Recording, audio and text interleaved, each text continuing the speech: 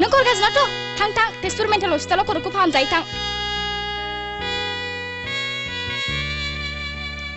निबासि नों गावखौनो सायासि होननानै लानाय जाहोना मा?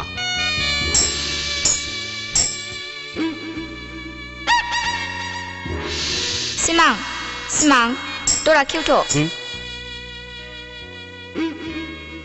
सिमां मा खालामनो लामायाव आंनि सासे लोगोआ गावसिनाव ब्रा ब्रा हाबलांनो लिंलांनायलाय हाबनानै डेट मथे सफैनाय जायाखिसै। नै दाबो आं फैनाय बासा लामा ससेयाव गाज्रि जानानै बेसिम थाबायना फैनायलाय मोनालायबाय।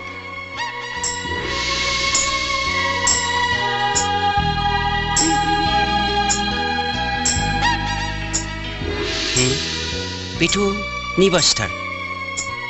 निबासि निबासि मानो थांखो? निबासि